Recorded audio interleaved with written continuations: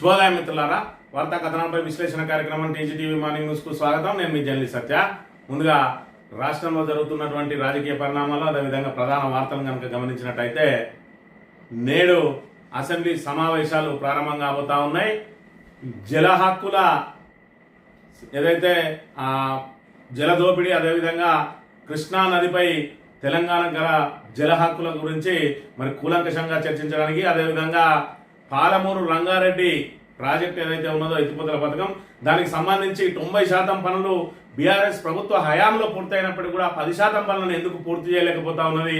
మరోవైపు 90 టీఎంసీల అలొకేషన్ ఉన్నటువంటి పాలమూరు రంగారెడ్డి ప్రాజెక్టుకు 45 టీఎంసీలకే ఎందుకు లేఖ రాయాల్సి వచ్చిందనే దాని మీద బీఆర్ఎస్ నిలదీయడానికి మరి అస్త్రశస్త్రాలు సిద్ధం చేసుకుంటా ఉంటే, మరి ఇక్కడ గతంలో ఏదైతే 7.5 టీఎంసీలే మీరు తాగునీటి అవసరాల కోసం అడిగినరు, దానికి సంబంధించే మేము 45 అడిగినాం, దీనికి మరి ఆ ట్రిబ్యునల్కు సంబంధం లేకుండా అడిగినాం అని చెప్పి మరి ఇక్కడ దాన్ని ఏ విధంగా ఎదుర్కోవాలని చెప్పి రేవంత్ రెడ్డి అధికారులను మరి దానికి సంబంధించిన వివరాలన్నింటినీ కూడా మరి సేకరిస్తున్నట్టు సమాచారం. ఏది ఏమైనప్పటికీ కూడా మరి జల హక్కులకు సంబంధించి కానీ ఏదైతే మరి ఇక్కడ నిధులు నీళ్లు నియామకాల కోసం 14 సంవత్సరాల పాటు పోరాటం చేసినటువంటి మరి కేసీఆర్ నేతృత్వంలోని బీఆర్ఎస్ పార్టీకి ఉన్నటువంటి మరి ఇక్కడ ఏదైతే దాని మీద ఉన్న పట్టు ఈ కాంగ్రెస్ నాయకులకు లేదనడంలో అతిశయోక్తి లేదు.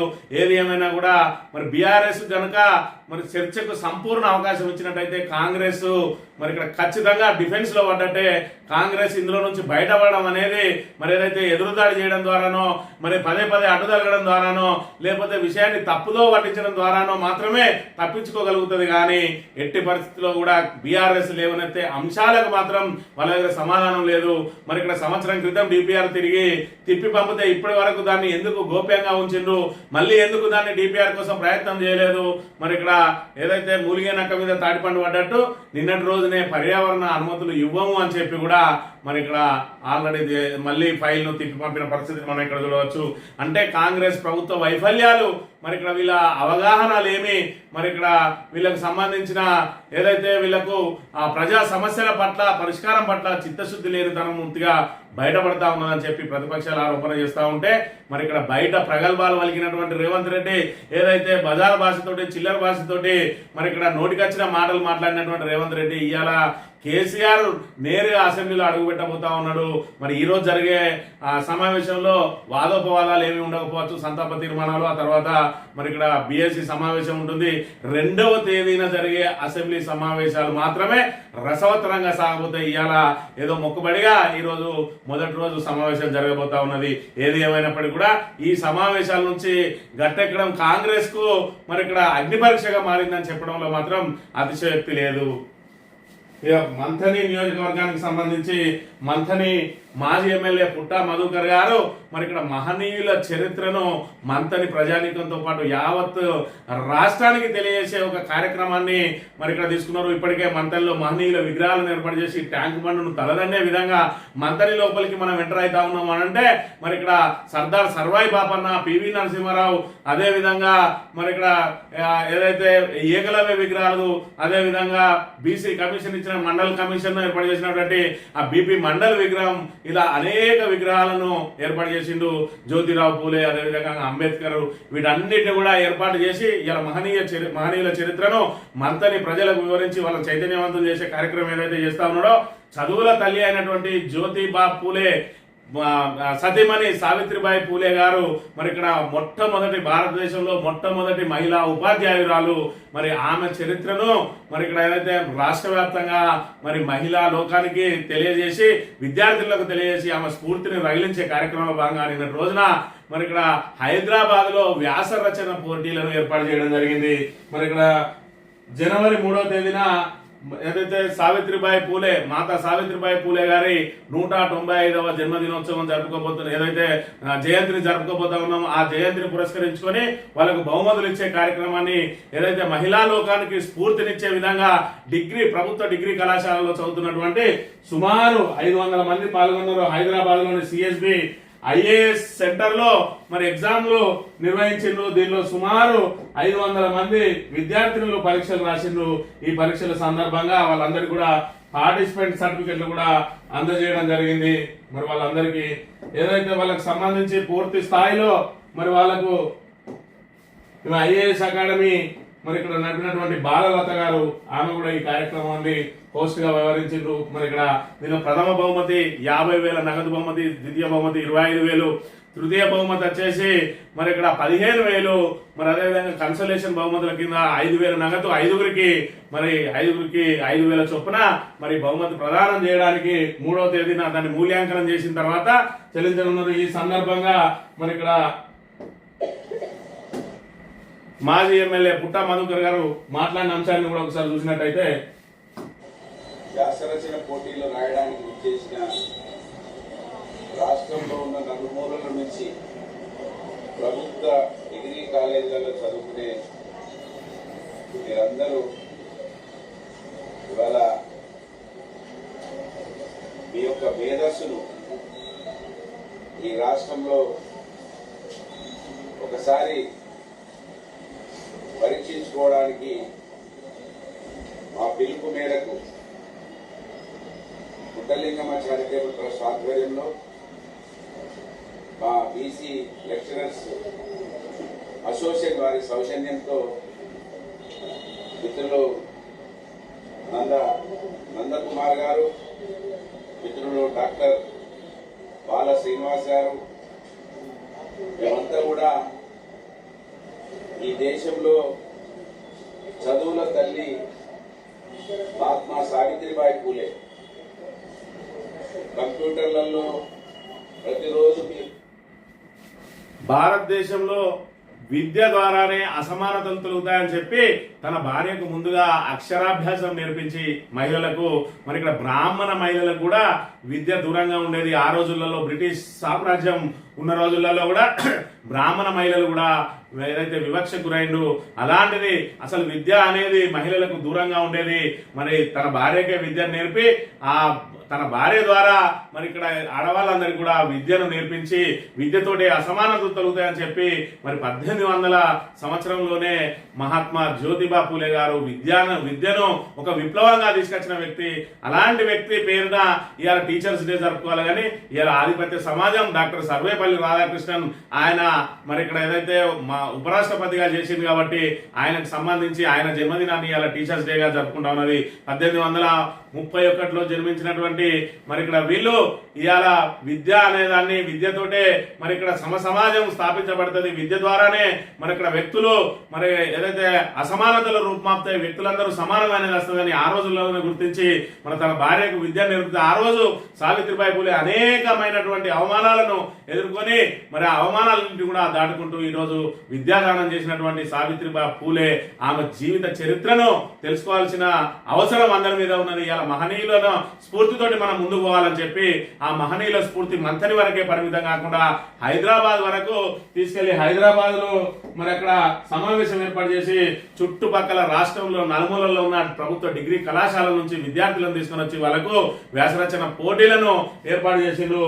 చదువుల తల్లి సావిత్రిబాయి పూలే అని తెలుసుకోవాలి, మూల సూత్రాలను తెలుసుకోవాలన్నదే మా తపన. అట్టడుగు వర్గాలకు మహనీయుల చరిత్ర చాటి చెప్పాలి, సమాజ స్థాపన ఉపన్యాసాలకే పరిమితం అవుతుందంటున్న మంథని మాజీ ఎమ్మెల్యే పుట్ట మధుకర్, శాస్త్ర సాంకేతిక పరిజ్ఞానం పెరిగిపోయి కంప్యూటర్ మొబైల్ ఫోన్లలో ముందుకు సాగుతున్న క్రమంలో మూల సూత్రాలను తెలుసుకోవాలన్నదే మా తపనాన్ని మంత్రి మాజీ ఎమ్మెల్యే పుట్ట మధుకర్ అన్నారు. హైదరాబాద్ గాంధీనగర్ లోని సిఎస్బి ఐఏఎస్ అకాడమీలో పుట్టలింగమ్మ చారిటబుల్ ట్రస్ట్ సౌజన్యంతో తెలంగాణ డిగ్రీ కళాశాలల బీసీ లెక్చరర్స్ అసోసియేషన్ ఆధ్వర్యంలో సావిత్రిబాయి పూలే జీవిత చరిత్ర సమాజానికి అన్వయింపు అనే అంశంపై వ్యాసరచన పోటీలు నిర్వహించారు. సావిత్రిబాయి పూలే జీవిత చరిత్ర నేటి సమాజానికి అన్వయింపు అంటే ఆ రోజులలో ఎలాంటి మరి సౌకర్యాలు లేని రోజులలో కూడా ఆ రోజు వాళ్ళు సొంతంగా పాఠశాలను ఏర్పాటు చేసి మరి ఇక్కడ విద్యాదానం చేసిన గొప్ప మహనీయులు. ఇవాళ అరచేతిలో వైకుంఠం అన్నట్టు ఇవాళ చేతిలో సెల్లు పట్టుకుంటే ప్రపంచంలో ఉన్న విజ్ఞానాన్ని అంతా కూడా పొందే అవకాశం ఉంటుంది. కానీ ఇవాళ చేతులలో సెల్లులు పట్టుకొని యువత పెడదారి పడతా ఉన్నది. కానీ మన మూల స్తంభాలను వెతుకోవాలి, మన ఏదైతే మన మహనీయుల చరిత్రను తెలుసుకోవాలి. చరిత్రను తెలుసుకొని వాళ్ళ స్ఫూర్తితోటి మనం మరింత ముందుకు పోవాలి. ఇవాళ మహిళలు అన్ని రంగాల్లో ముందుకెళ్తున్న తరుణంలో వాళ్లకు వాళ్ళ చరిత్ర తెలుసుకోవాల్సిన అవసరం ఉన్నది, వాళ్ళ మూల స్తంభాలు తెలుసుకోవాల్సిన అవసరం ఉన్నది.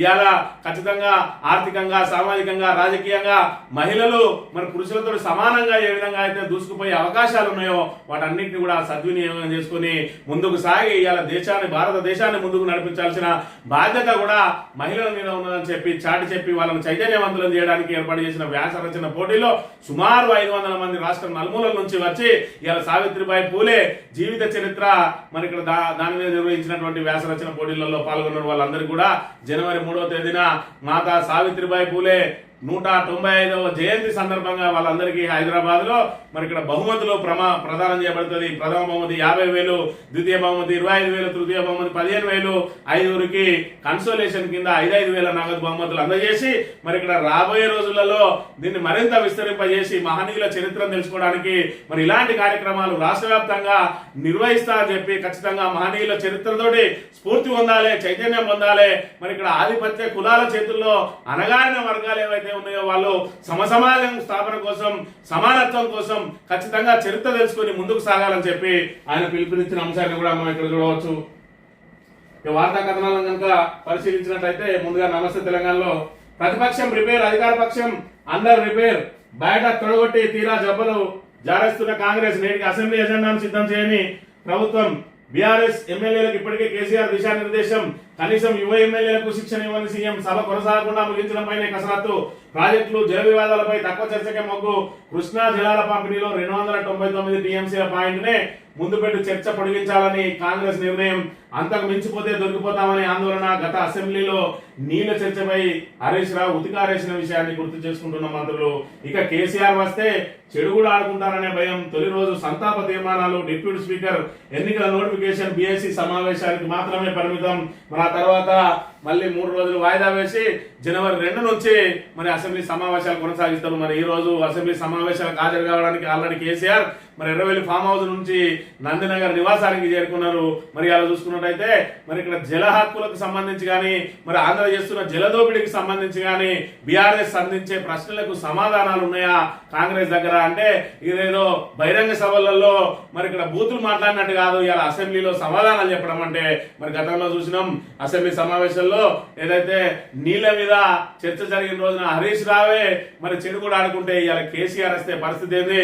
మరి ఇక్కడ అనర్గళంగా 5 గంటల పాటైనా 6 గంటల పాటైనా చిన్న పేపర్ ముక్క కూడా చూడకుండా ప్రతి విషయాన్ని కూలంకషంగా చర్చించగలిగే మేధస్సు ఉన్నటువంటి కేసీఆర్ ను మరి ఇక్కడ ఆయన పూర్తిగా ఇలా తెలంగాణకు అన్యాయం జరుగుతున్న దానిలో ప్రధానంగా ఏదైతే జలదోపిడి ద్వారానే అన్యాయం జరుగుతా ఉన్నది. ఇలా మరి ఇక్కడ తెలంగాణకు తలాపున వాడుతున్న గోదావరి మరి ఇక్కడ మన మొత్తం మన చేనులు ఆ ఎడారి అని చెప్పి ఏదైతే ఆ స్ఫూర్తిని రగిలించి ఇవాళ నీళ్ళన్నింటి కూడా గోదావరి నీళ్లు మన హక్కు, మనం కాపాడుకోవాలి.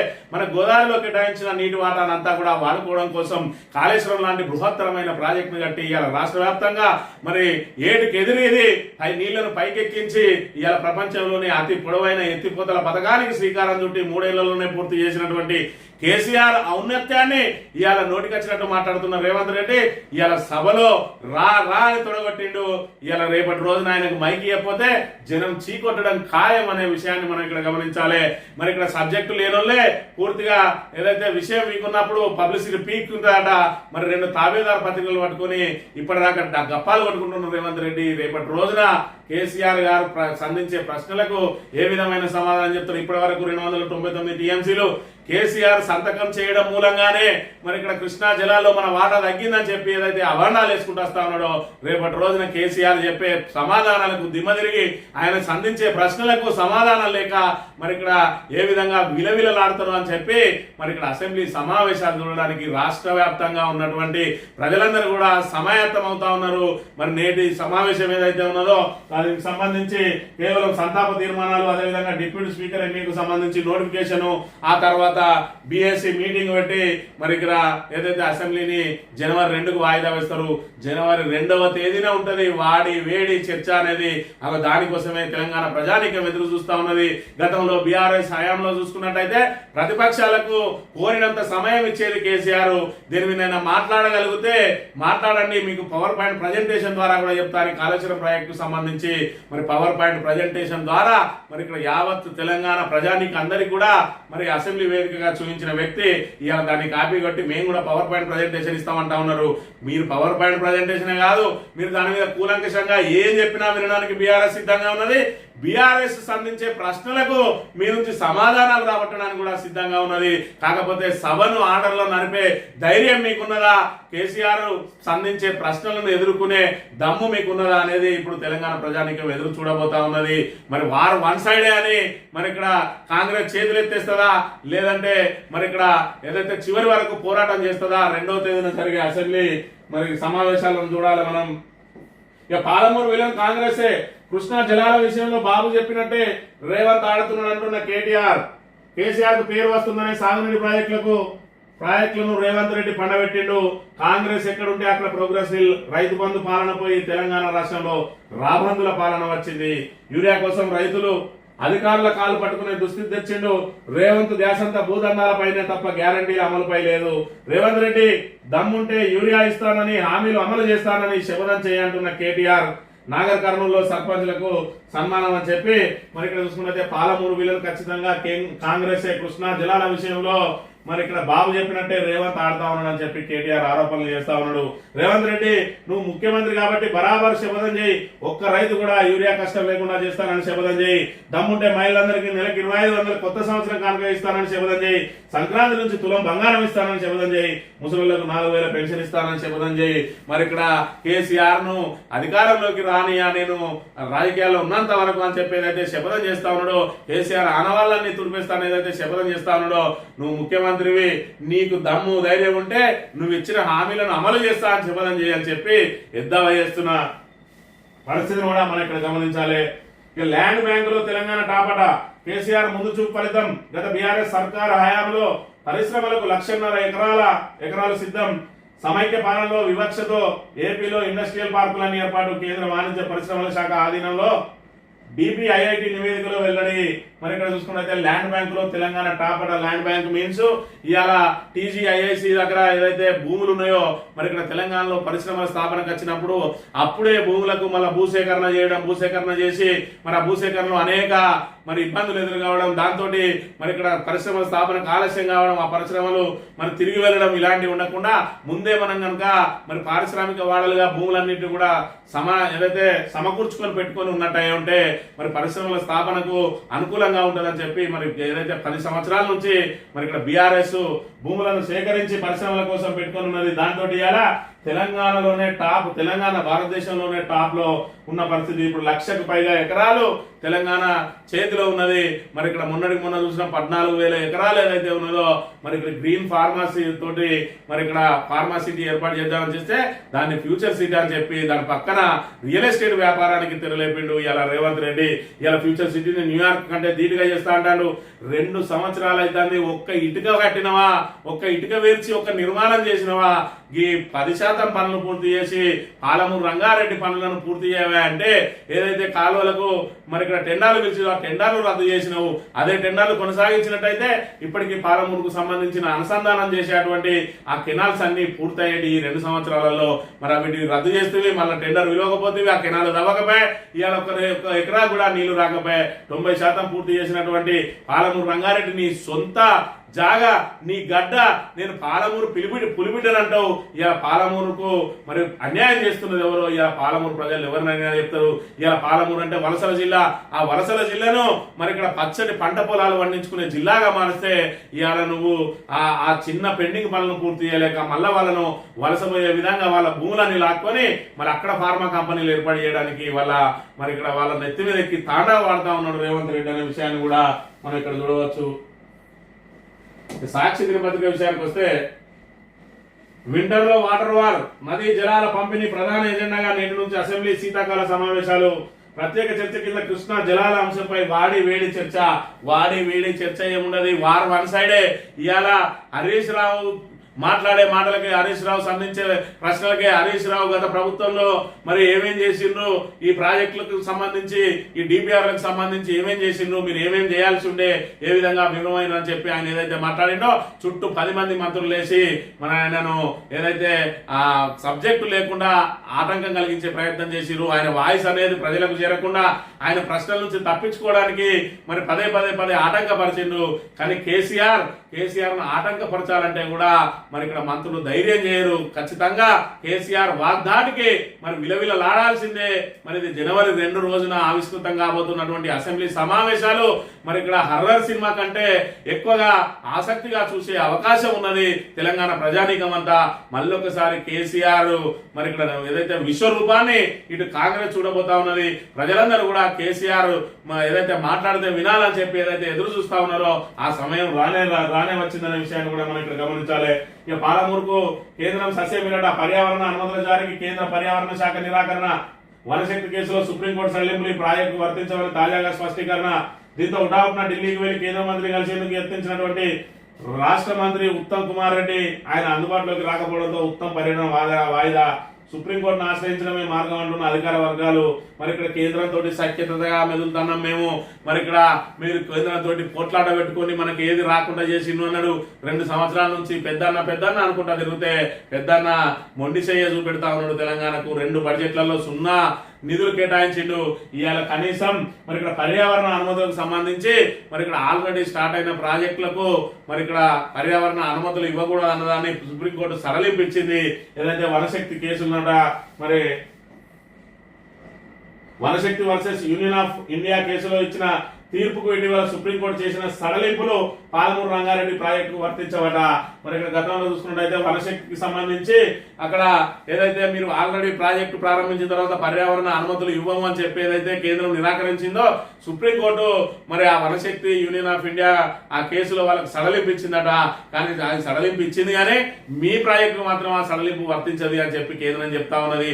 ఎందుకు వర్తించదు అంటే మరి వాళ్ళు ఇక్కడ కాంగ్రెస్ ప్రభుత్వం ఉన్నది, ఇక్కడ మరి మాకు శత్రువుకు సంబంధించిన పార్టీ ఉన్నదని వీళ్ళు ఇక్కడ తెలంగాణ మీద వివక్ష చూపిస్తా ఉంటే ఇక్కడ ఉన్నటువంటి ఎంపీలు నోరు మెరుపరు, మరి అధికార పార్టీ ఎంపీలు నోరు మెరుపరు. ఇలా కాంగ్రెస్ ఇంకా కూడా మరి ఇక్కడ గట్టిగా పోరాటం చేయకుండా వాళ్ళను దేవరిస్తూనే ఉన్నది, అడగకుండానే ఉన్నది.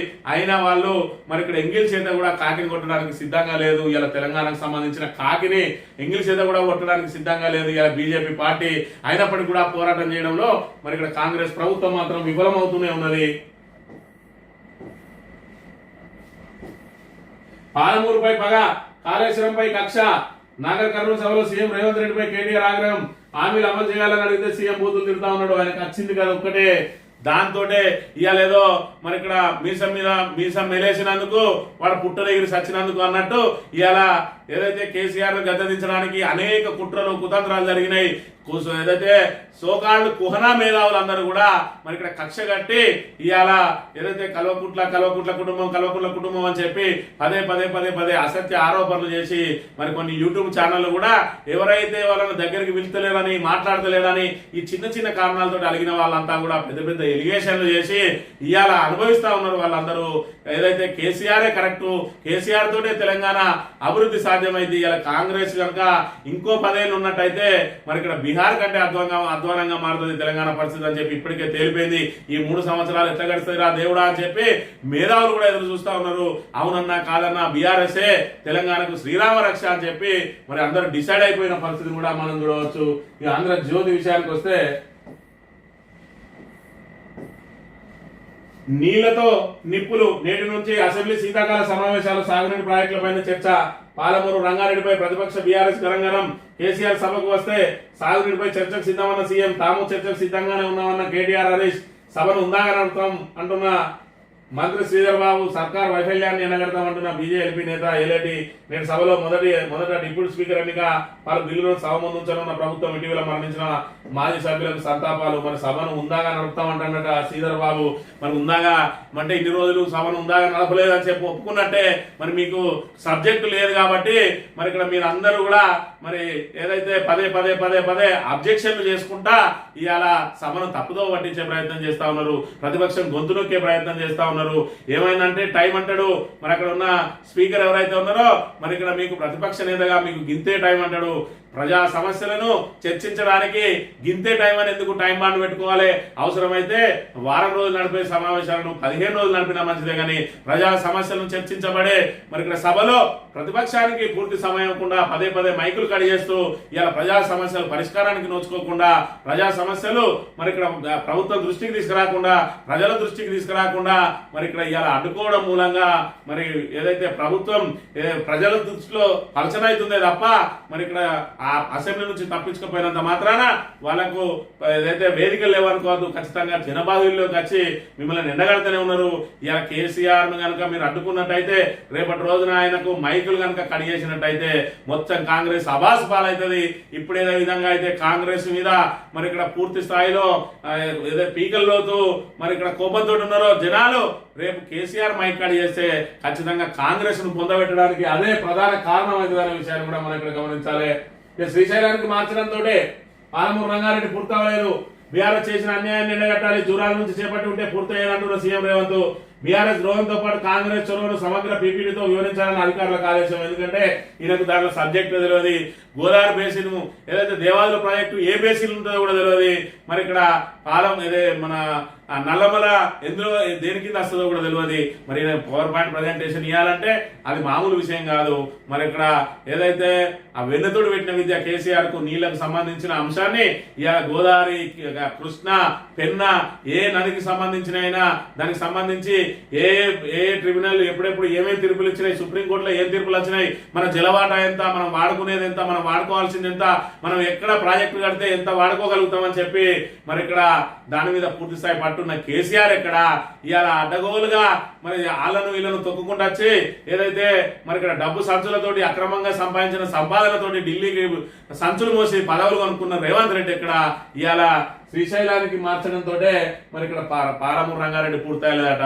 మరి 10 సంవత్సరాల ఏదైతే 2 సంవత్సరాల నుంచి మరి 10% పనులు పూర్తి చేయలేక నీకు ఇవాళ ఏదైతే పూర్తి స్థాయిలో నీ వైఫల్యాన్ని మరి జనం ముందుకు తీసుకొచ్చిన రోజు మాట్లాడుతూ ఉన్నాడు శ్రీశైలానికి మార్చడంతో అని. అసలు శ్రీశైలానికి ఎందుకు మార్చాల్సి వచ్చిందో రేపు కేసీఆర్ చెప్తా. నేను జూరాలలో నీటి నిల్వలు ఏపాటున్నాయి, రోజుకి ఎన్ని నీటిని తరలించగలుగుతారో ఇవాళ చూడు. అది ఎప్పుడు మరి నీటి నిల్వలు ఉంటాయి, దాన్ని ఏదైతే తక్కువ సమయంలో ఎక్కువ నీటిని ఏ విధంగా తోడుకోవాలని చెప్పి ఎంత పెద్ద మోటార్లు పెట్టిండో ఒక్కసారి ఆలోచన చేయి. ఇవాళ మోటార్లను ఆన్ చేయలేక ఏదైతే నీకు దానికి సంబంధించిన కాలువలను తవ్వి పూర్తి చేసినట్టు అయి ఉంటే నీకు ఏదైతే పాలమూరు రంగారెడ్డి ప్రాజెక్టు పూర్తి కాకుండా దీని ద్వారా ఇతర రిజర్వాయర్లన్నీ, కుంటలన్నీ, చెరువులన్నీ నింపుకునే అవకాశం ఉన్నది. అవకాశం కూడా లేకుండా చేసిన సచ్చు సన్యాసి మరి ఇక్కడ రేవంత్ రెడ్డి అనే విషయాన్ని మనం ఇక్కడ గమనించాలి. ఇక స్కామ్ సోర్సింగ్, బడాబాబులకు ఆదాయ వనరుగా అవుట్ సోర్సింగ్. రాష్ట్రంలో 900 ఏజెన్సీలు, నేతలు, ఐఏఎస్ల బినామీలు కొన్ని 25,000 మంది బోగస్ ఉద్యోగులట. మరి ఇక్కడ అవుట్ సోర్సింగ్ సంబంధించి దీని మీద మనం మళ్ళొకసారి కూలంకషంగా మరి ఇక్కడ మాట్లాడుకుందాం. ఎందుకంటే ఇక్కడ మంత్రి నియోజకవర్గానికి సంబంధించిన మంత్రి శ్రీధర్ బాబు తమ్ముడు శ్రీనివాస్ మరి ఇక్కడ బినామీ పేర్లతోటి ఇదే అవుట్ సోర్సింగ్ మరి ఇక్కడ అవుట్ సోర్సింగ్ సంబంధించిన వ్యాపారం చేస్తా ఉన్నాడు.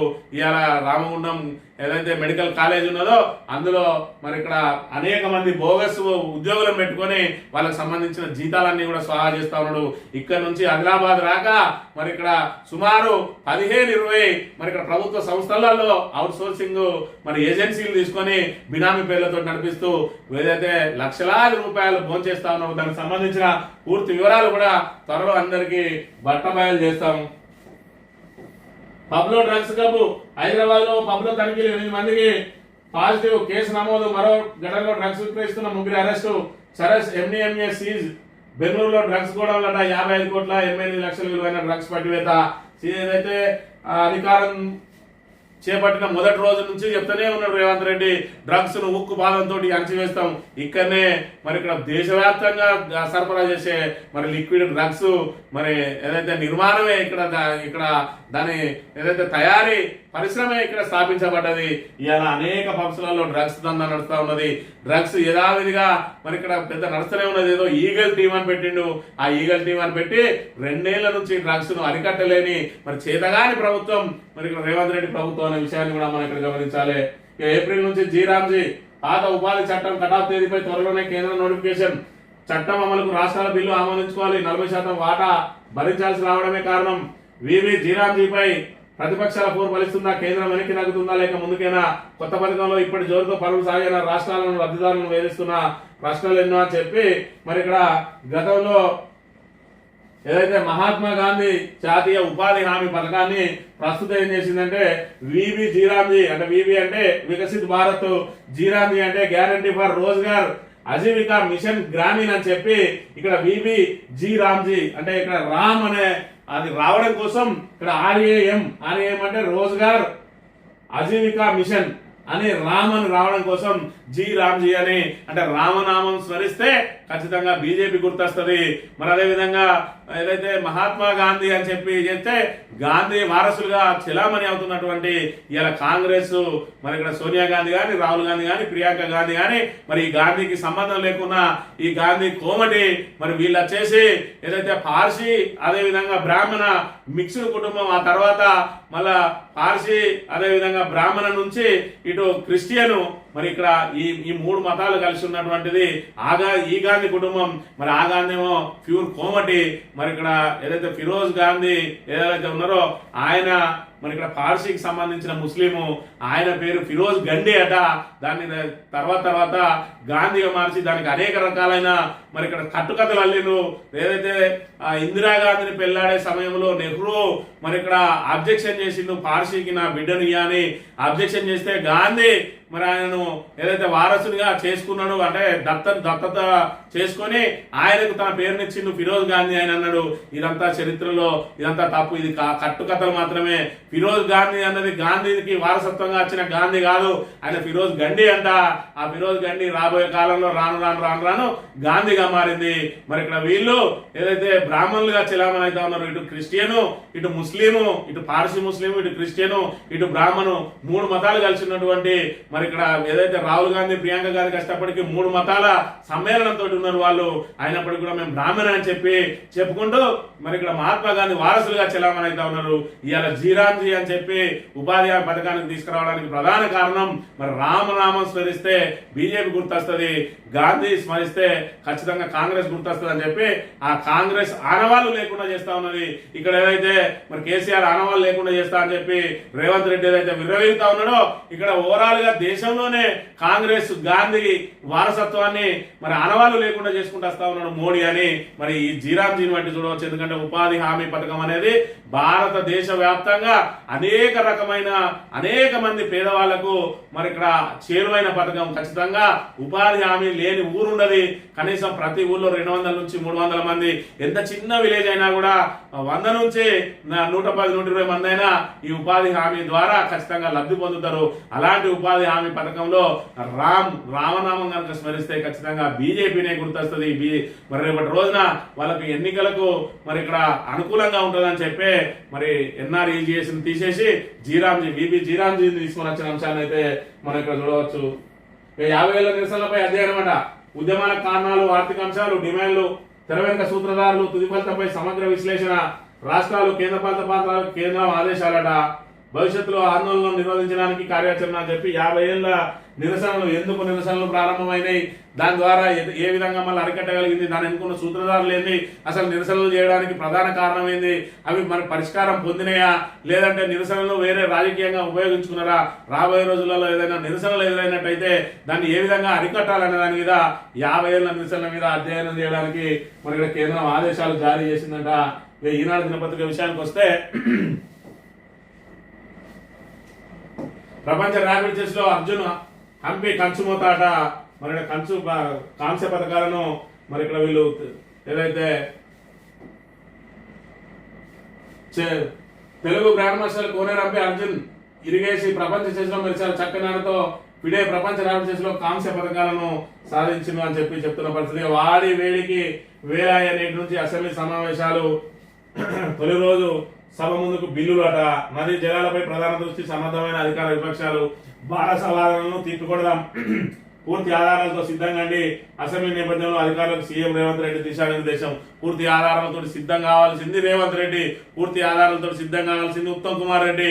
ఇంకా కూడా మరి ఇక్కడ సిద్ధంగా అన్ని అనే కానీ ఉన్నారు అని అంటే మరి వీళ్ళ మేధస్సు ఏ విధంగా ఉన్నది, ఇన్ని జల హక్కుల మీద వీళ్ళకున్న నాలెడ్జ్ ఏ విధంగా ఉన్నది, జల దోపిడీకి గురైతా ఉంటే దాన్ని అరికట్టాల్సిన వాళ్లకు మరి ఇక్కడ హాఫ్ నాలెడ్జ్ తోటి ఇవాళ చంద్రబాబు నాయుడు నీటినన్నిటి కూడా దోసుకుపోతా ఉంటే ఇంకా 299 టీఎంసీలు కేసీఆర్ చేయబట్టే మనకు ఏదైతే నష్టం జరుగుతా ఉంది. కేసీఆర్ ఆంధ్రాకు లాభం చేసే ప్రక్రియ చేసిందని చెప్పి ఏదైతే అభండాలు ఇస్తా ఉన్నారో కేసీఆర్ ఆంధ్రాకు మేలు చేసే మరి ఇక్కడ పనులు ఎవి చేయడం అని చెప్పి తెలంగాణ ప్రజానీకం పూర్తిగా మరి ఇక్కడ విశ్వసిస్తుంది. ఖచ్చితంగా తెలంగాణ హక్కులు సాధన కావాలంటే, తెలంగాణ హక్కులు మరి ఇక్కడ పరిరక్షించబడాలంటే ఖచ్చితంగా మరి అది బీఆర్ఎస్ తోటే కేసీఆర్ తోటే సాధ్యం అని చెప్పి తెలంగాణ ప్రజానీకం అంతా కూడా నమ్ముతా ఉన్నారు.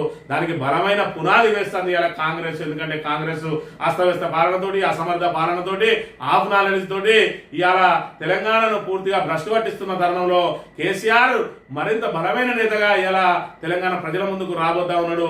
రేపటి రోజున జరగబోయే అసెంబ్లీ సమావేశాల్లో కేసీఆర్ వాగ్దాటికి మరి ఇక్కడ కాంగ్రెస్ విలవిల్లాడడం ఖాయం. ఖచ్చితంగా కేసీఆర్ మళ్ళొక చరిత్ర రేపటి రోజున అసెంబ్లీలో మరి జలహక్కులకు సంబంధించి ఏదైతే బహిరంగ సభల ద్వారా చెప్దాం అనుకున్నాడో దాన్ని అసెంబ్లీ నుంచే ప్రారంభం చేయబోతా ఉన్నాడు. ఇక కాస్కో కాంగ్రెస్ అని బీఆర్ఎస్ మరి ఇక్కడ ఏదైతే అస్త్రం సంధించబోతా ఉన్నది, ఇక కాంగ్రెస్ ఏ విధంగా ఎదుర్కొంటుందో చూడాలి. ఇది ఈ రోజు మార్నింగ్ తెలియబద్దాం. Thank you very much.